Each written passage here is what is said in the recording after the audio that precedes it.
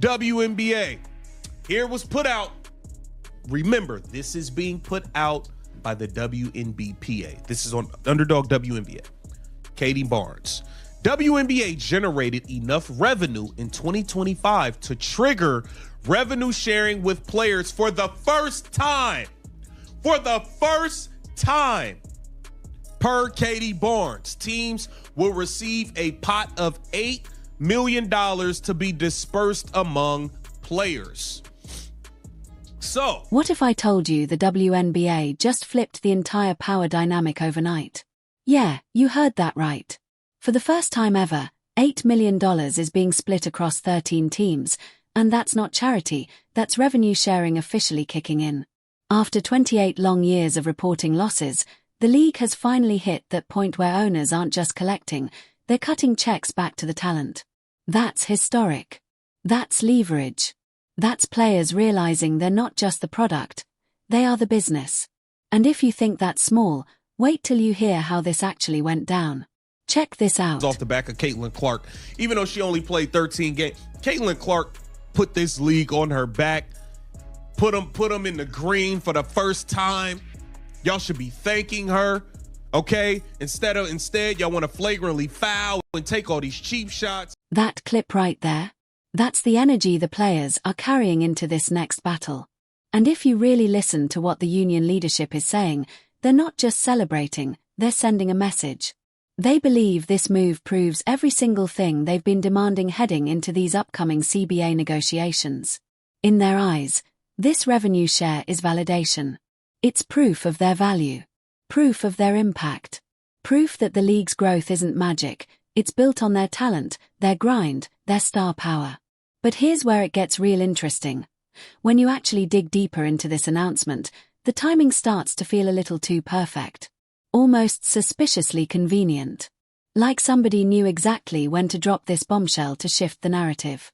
And once you see the bigger picture, you might start looking at this whole situation differently.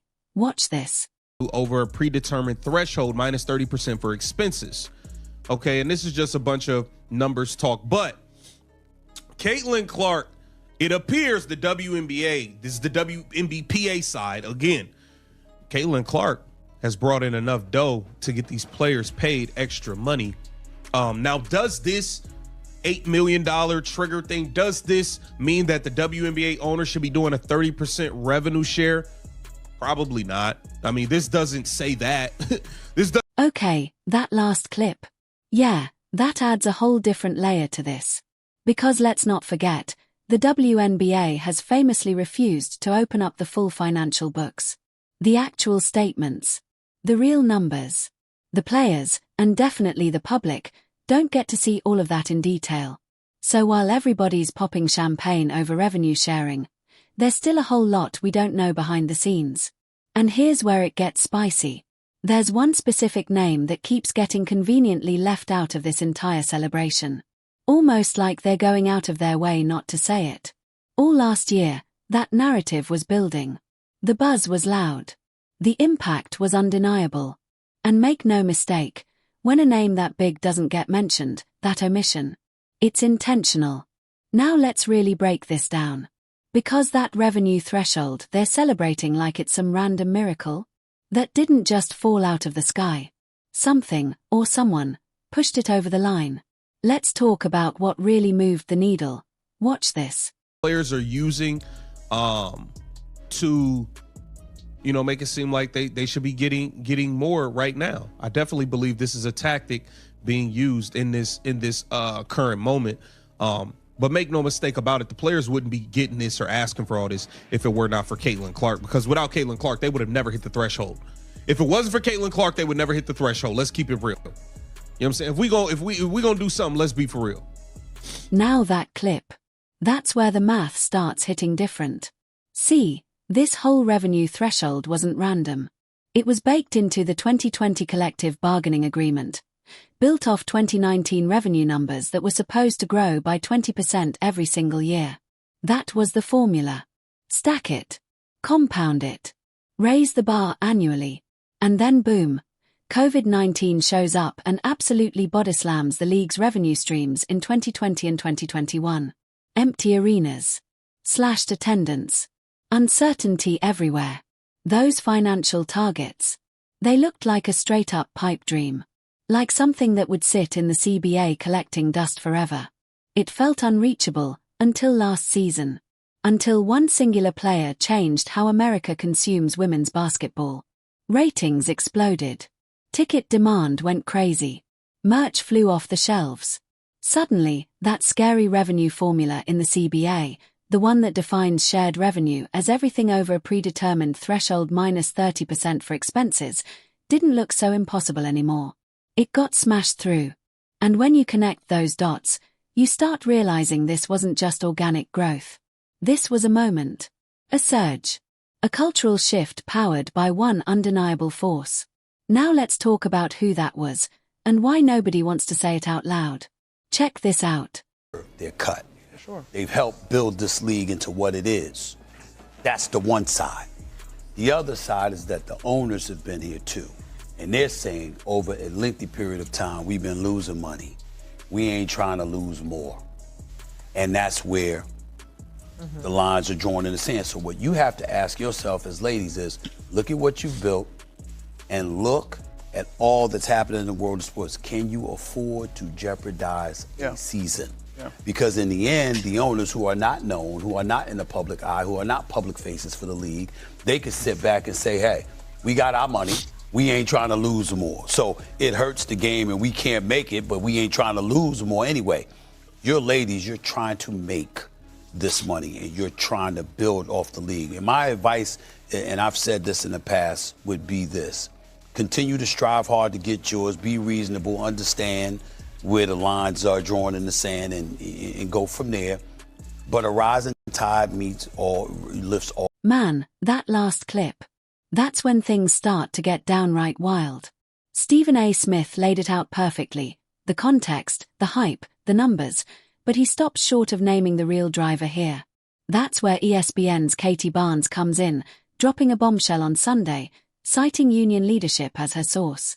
The league reportedly told player representatives earlier this month that they finally hit the benchmark. That means each of the 13 teams is about to get roughly $615,000 to distribute among their rosters. Yeah, a fat little payday for the players. But here's where the plot thickens. When ESPN pushed the WNBA for actual documentation, like the real revenue totals or the specific number that triggered this payout, the league went radio silent. Flat out refused. No receipts. No transparency. That silence. It's loud, my friends. It tells you everything about the politics and the power plays happening behind the scenes. And when you see the next clip, you'll start connecting why this whole thing isn't just about money, it's about control. Watch this. And they definitely didn't want to ride the Caitlin Clark wave. They was jealous, envious, and being haters. We all know that. And here also in the statement, it says, this is a quote from Nneka Ogwumike, okay? It says, "We've grown as a union and put our name, image, and likeness into a collective package." WNBPA President Nneka Ogwumike said to ESPN, "The union exists for us to be able to represent all players. So I think it's a great way for all players to be able to share in the growth." Negotiations over a new CBA, which will begin in 2026 season, are ongoing. The latest players proposal will give the players 27.5%, yada, yada, yada. Nneka Ogwumike also said players do not want to strike. Nobody wants a work stoppage. But at the end of the day, we do have to be ready. So as we continue to negotiate, us being ready is imperative. It's fair to say that part of that clip, that's straight fire. The players are not holding back. They're out here treating this as full-on validation. The Players' Union is celebrating this moment as proof that they deserve massive salary bumps across the board. They're leaning hard on this news as leverage, and make no mistake, these upcoming CBA negotiations are shaping up to be savage. Meanwhile, the league still won't verify the actual numbers behind this announcement. Silence. Flat out. Brianna Turner, the WNBA treasurer, told ESPN that this payout proves their value and fully justifies the battles they're fighting in the labor talks. And Nneka Ogwumike, the union president, added that the union has grown stronger, successfully packaging name, image, and likeness rights collectively. She called this a great way for all players to finally cash in on the financial growth they've built from the ground up. But here's the kicker, the story doesn't end here. The next clip is going to show why this is just the tip of the iceberg. Check this out. Often things tend to get done at the 11th hour. That's what Adam Silver had to say. But it appears that Caitlin Clark has finally brought in enough money for this league after 29, nearly 30 years of these owners losing money. It only took Caitlin Clark 2 years to make them. All right, let's wrap this up with full energy and clarity. Man, that last clip. Absolute chaos and brilliance wrapped into one. The silence is deafening when you listen to the union and the league talk about this historic revenue surge. Notice who never gets mentioned. Every statement celebrates growth and reward, but the true catalyst, completely absent from the narrative. Stephen A. Smith said it perfectly. Yes, the players built this league over decades, and the owners absorbed losses to keep the lights on. Both sides have real history and grievances. But this moment, the 2024 season, that explosive leap? That was singular. Record TV ratings, sold-out arenas nationwide, merch flying off shelves, primetime games becoming appointment viewing, it all points to one undeniable player, Caitlin Clark. Without her, the WNBA never hits that $8 million revenue-sharing threshold. It's not even close. And yet, during the season, a chunk of the league treated her with open hostility. Flagrant fouls, dismissive comments, questioning her popularity, all while benefiting from the exact attention she generated. That cognitive dissonance is wild. The union is using that surge as leverage in brutal CBA negotiations, demanding 27.5% of league revenue and signaling readiness for a strike. The owners are frustrated, thinking it's based on one outlier year. Meanwhile, transparency is non-existent. No receipts, no breakdowns, just announcements and silence. Still, the public metrics don't lie. Attendance up 48%, finals viewership highest since 2003, merch sales shattered records, and sold-out arenas proving demand is real. The 2024 season was transformative, and Caitlin Clark was the rocket fuel. Here's the bottom line, the league and the players will strike a deal, too much momentum, too much money at stake. Expect salary bumps, improved conditions, and new revenue flowing in. But the uncomfortable truth. Official statements will likely continue pretending this was a collective achievement. Fans know the reality.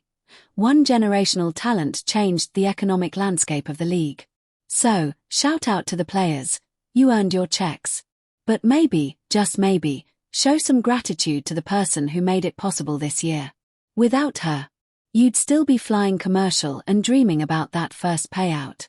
If you think Caitlin Clark deserves public acknowledgement for this financial leap, or if you believe framing it as a collective win is fair, drop your take in the comments.